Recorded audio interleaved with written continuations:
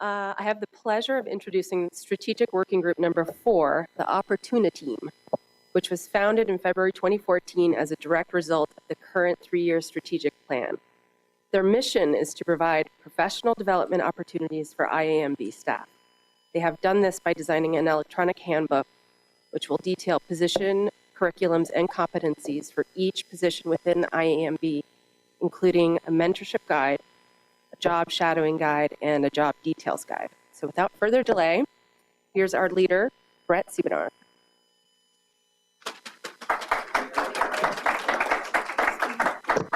Thank you, Maria. Good afternoon, everybody.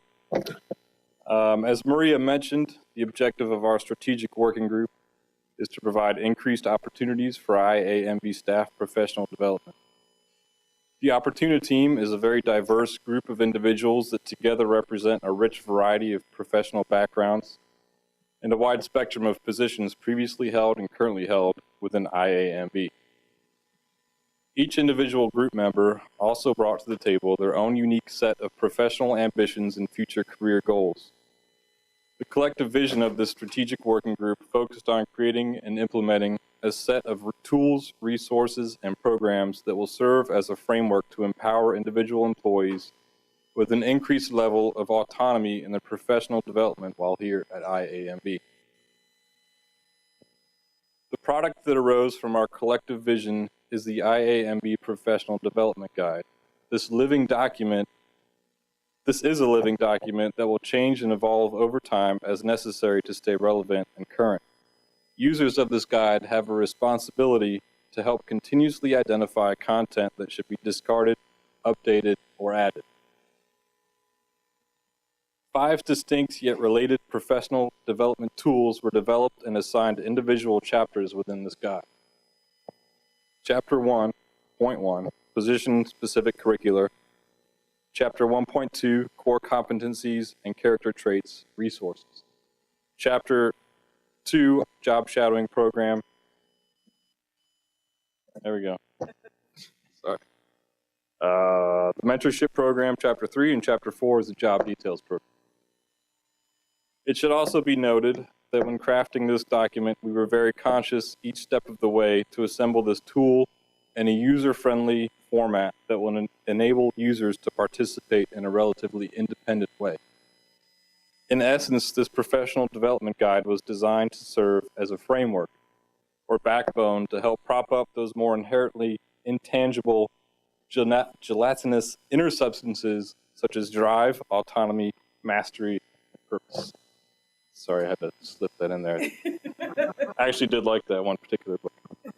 The impact that these tools, resources, and programs will have on IAMB and DIR is really up to you all as individuals at this point.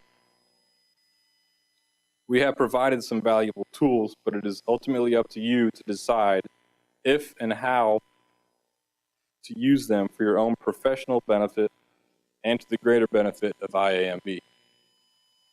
With that, I'm going to hand it over to Mr. Marcellus Williams and the rest of the team to dive a bit deeper into the specifics of individual tools and programs, including product maintenance and some other great outcomes and impacts that are the direct result of all their hard work over the past 9 to 10 months.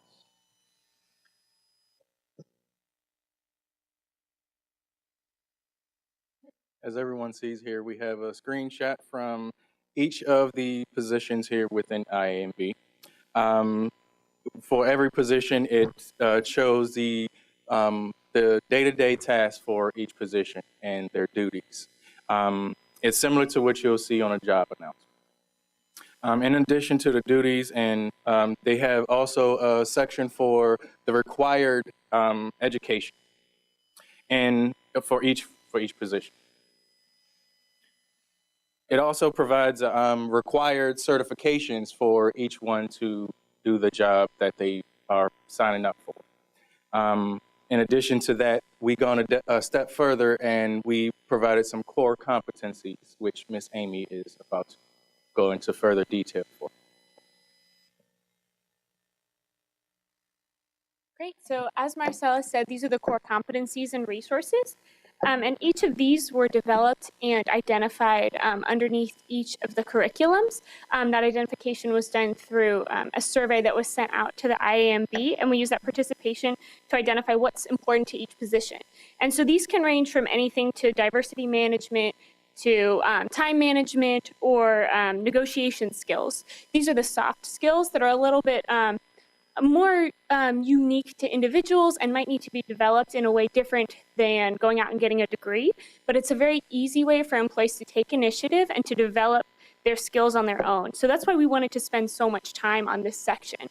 And so among these, we broke it down into a small description of what that core competency is, and then from there, courses that are offered at NIH, because we do have so many available, whether that's online or in class, courses that are offered outside of NIH, and those might range from university courses, TED Talks, or courses offered on Lynda.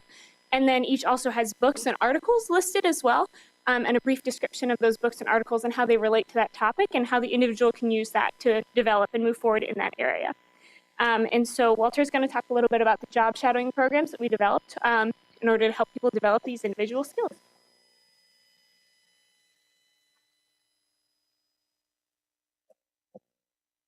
So one of the ways that we hope to provide the IAMB staff with professional opportunities for growth is through the job shadowing program.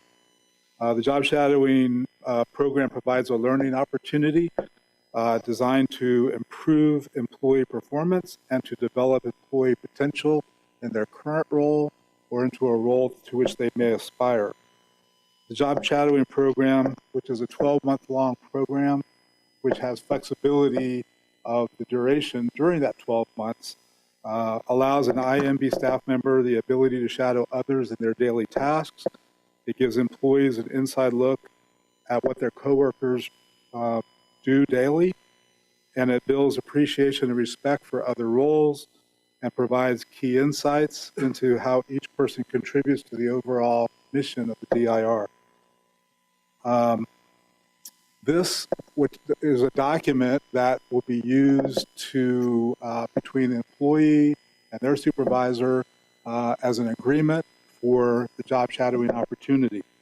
The benefits of the job shadowing program are going to be many, but a few of them are going to be that you gain valuable insights simply by observing and participating in another's daily activities.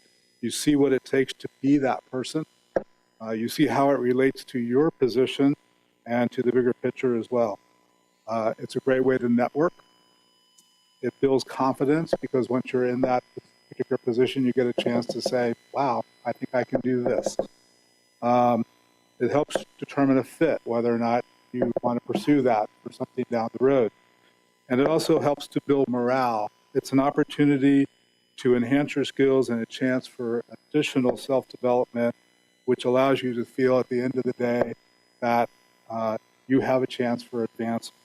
We don't have, at this time, we don't have anybody who's tested our program, but we've had somebody who's done a job shadowing opportunity, and that's Mo, and Mo's going to come up and talk to you about that. I don't have a paper to read. Well, my experience was not formalized in the sense that when I went, I didn't use the agreement, but still it was structured in the sense that I sought and received approval from the branch chief and Gary here. So my experience was at COAC. I wanted to sit down, shadow a contract specialist. So I had the chance to meet, some contract specialists, the contracting officers, and different team members, ask questions, and I gained some insight into different, the challenges, first into their work in daily work, and also into some of their challenges. I benefited, I really enjoyed the, did I forget something? I personally enjoyed it, benefited a lot from it, and in fact, now that we have a formal, process, I would cherish, I would really relish, in fact, the opportunity to go again and try it. Not necessarily at COAC, I mean, this would be still good, but since I've been there, I would like now we have partnership with different branches, different ICs. Hopefully, we would expand the program to different ICs. That would be really ideal for someone like myself. I could just go and say, shadow with, I don't know, one of the procurement people at with my career, or OM. That's what I would say. It was really beneficial to me, and I would try it once again now that we have it for.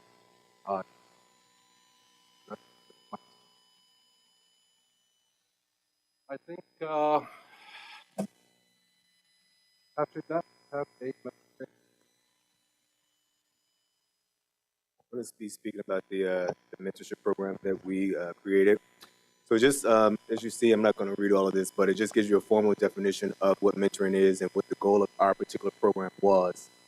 There's a guide that put together that's currently circulating around the room, but this guide will be used in-house to encourage others who are currently new and existing employees, or those who've been here for a while, or those who just started to partake in this particular program. We have a pool of mentors that signed up, said they would like to be mentors that you can pick from. In addition to that, we have some resources. I have one of them that have come in. The other two have been ordered. They haven't come in yet, but they'll be put in the library for those who want to read up more in depth about what mentoring is and to partake in the program.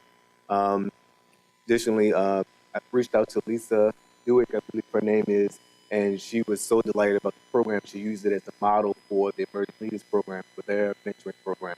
So I thought that was a great testament to the work that we've done here at IMAB. We've already begun a pilot program. We selected two of our individuals, Kevin Alvarez and Kat Miller Conference. They've already started, and so now Kevin is going to give his insight as to how the program works for him. Hey everyone.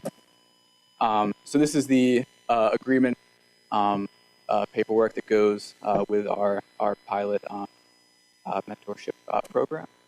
And so I'm going to talk a little bit about my experience. Within our group here, we had a subgroup that worked on developing the mentorship program. And this subgroup assembled a pool of potential mentors. And like Joe said, selected two mentees. It was a Kat. And so being a purchasing agent, I thought that my experience could be used best by choosing Rick Phillips, who's the branch chief of the Coax Services branch, as my mentor. So we started our formal mentorship process in September, and we've been meeting on average about once a month. And so the topics and conversations predominantly are led by me. So I generally pick things that I want to talk about and bring them to him and kind of drive the conversation. But Rick also, if he has things that he thinks I'll be interested in or are beneficial to me, will bring those as well.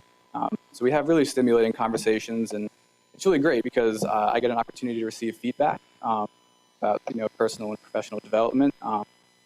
And just last week, I actually got to go to a meeting he was going to with his team leads. So it's also really great because I get to form relationships and build a professional network. And I think everything that our group has done, this whole guide is just full of awesome stuff. But the mentorship program in particular has been really useful and just awesome. And so I really encourage anyone who's interested, definitely do it. And if you want to talk to me about my experiences, if you have any questions, please feel free to ask.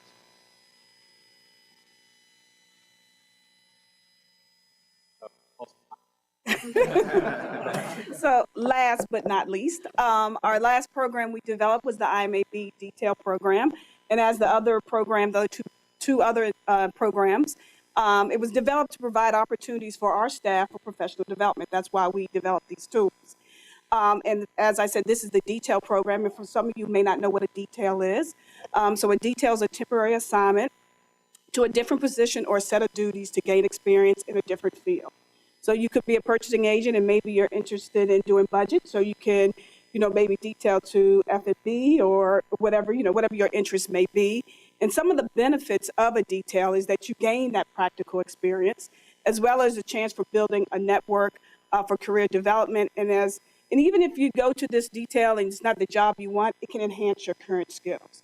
So of this program, it has an overview. It kind of gives you the benefits, the types of details, what to consider when you're securing a detail, roles and responsibilities, as well as the IMAB process to begin a detail. And we also have the agreement form and also the detailed final evaluation form for your supervisors. So this is a good tool for you if you want to kind of get a feel for different professional opportunity. This is a good program that you can use. So this is one of the three. Now Ross will come talk about the task maintenance. Thanks, Ina. So with all the resources we've developed, we feel that the different components of the program should be managed somewhat differently across IAMB. The overall program guide should probably be, or will be managed by the Office of the Branch Chief. As a central entity within the IAMB, it makes sense for those resources to be housed and maintained in general by the OBC on its SharePoint page. In addition, since the OBC runs the section tours for new employees, it makes sense to ensure that those new employees are informed of our job shadowing, detailing, and mentorship programs, and are discussed so the new employee can begin to think about how they'd like to potentially use those programs. However, it would always be up to the employee and his or her supervisor to consistently evaluate whether the use of any of these programs are appropriate at any given time. For the individual staff curriculums that we've developed, each section chief will be responsible for maintaining that they're up to date in terms of their job descriptions and the training requirements and at the core competencies, and to make sure that all that information is accurate and up to date. So the competencies themselves that we've developed should be reviewed on an annual or a biannual basis by the management team.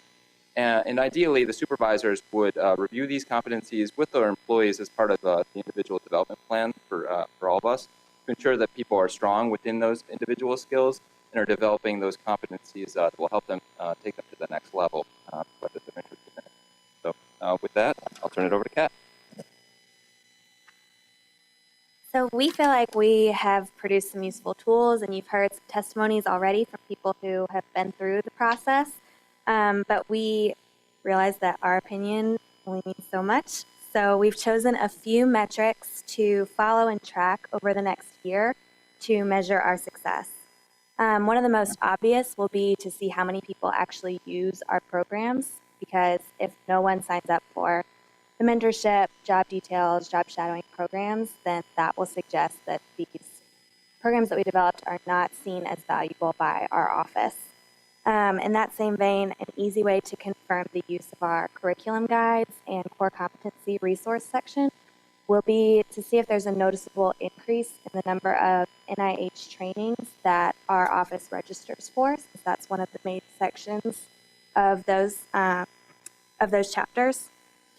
The next metric we would like to track is staff retention. Providing our staff with more options to grow professionally should ideally lead to an increase in job satisfaction, which would naturally result in a higher rate of retention. It's also our hope that the professional development of existing staff will lead to an increase in promotions from within. So when a position becomes available, a person who has made use of the resources that we've talked about today should be able to be qualified and confident in applying for that promotion. So we can look at the percentage of open positions that were filled by existing IAMB staff members before we published our guide, and then compare that to those same percentages a year, 3 years, 5 years down the road to see if we have increased that number. We feel that our success in these areas will lay the foundation for the other two objectives of Goal 4, which are going to be tackled in the next 2 years. And Brett. Okay. So to expand just a tiny bit more, beyond the more direct impact of Objective 4.2, it could be easily argued that by accomplishing this objective, we will also be taking significant strides towards realizing other objectives outside of our assigned scope of work, such as Objectives 4.1 and 4.3. Objective 4.1 which is scheduled to be addressed by a subsequent strategic working group, is to utilize internal and external resources to attract and recruit highly qualified employees. I personally believe that a strong professional development program embodies the very definition of an attractive internal resource, representing one more important factor for potential future hires to consider as they weigh their decision to come work for IAMB versus going to work somewhere else. Objective 4.3, also scheduled to be addressed by a subsequent group, is to retain top talent and evaluate employee morale. I also believe it goes without saying that experiencing increased professional growth for yourself while also seeing others around you evolving professionally can certainly go a long way towards boosting both employee retention and morale. With that, I'll open it up to questions, but first I'd like to offer a huge thank you to the group. Everybody signed up to come along with this ride. I know we had a lot of fun. There's also a lot of tedious things at times, and I appreciate y'all sloshing through that. I'd also like to give a shout out to Rick Phillips of COAC that joined our group, and Lisa Freeney. They're here for now, but once again, thank you everybody. And questions?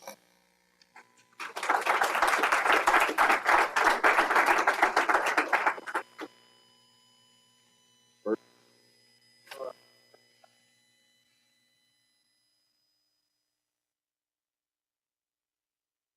I'll let them go into a little bit more detail, but I think from a high level, there are templates and programs out there that you can look at from a starting point, but I think then it's a question of really tailoring it to us, to the IAMB, making it work for us.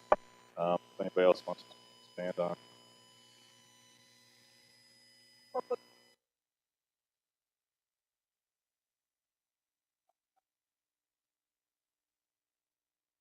I would certainly say pick up the guide and read through it because there'll be some helpful hints as to how you should approach the conversation, things to think about. It might help you kind of extract more out of it. If it's outside of working hours, I'm not sure what the logistics of that are. I don't think it's as necessary, but nevertheless, the guide will be a helpful start. You know, it's a guide. It's a good starting point. You might also hand it to him, and he might be able to review it, him or her, and you know, it might bear more fruit that way. We have tons of resources in the core competency sections. If you say this is a core competency I'd really like to improve, we have a sheet that lists a ton of resources, books, classes, courses, articles, you know, something that we've done a lot of the legwork for you. That particular component is the one that's going to really need to be updated and evolved over time. If you see something you think should be added, let us know. If you see something that's no longer offered or is out of date, let us know. Done.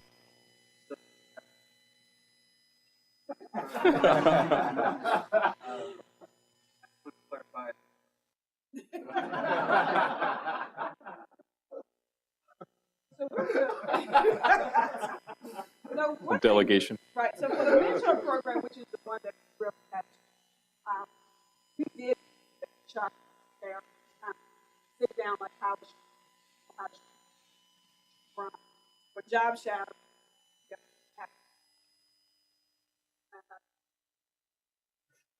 I want to just mention something about the timing. Timing is really important, and you can only hope that the section chiefs would not sit on group for a long time. I don't know. I don't want to shadow go sit down with facility, for example. You don't want her, you know, it just boosts employee morale to know that their stuff is taken care of instead of sitting on it for 4 or 5 months and then, oh, it's slow. We cannot do it for you this year, right? Next year. You know, we would expect everybody to help with this program with the measurements as well for section chiefs. I do. I do, because in my case, I waited 5 months, and it was Gary gave his seal of approval as soon as he got it. But then, some logistics. Joey was working in COAC. COAC takes up. It was closed. Then waited 5-6 months later. You know, it's because of like area. Somebody else that just give up that.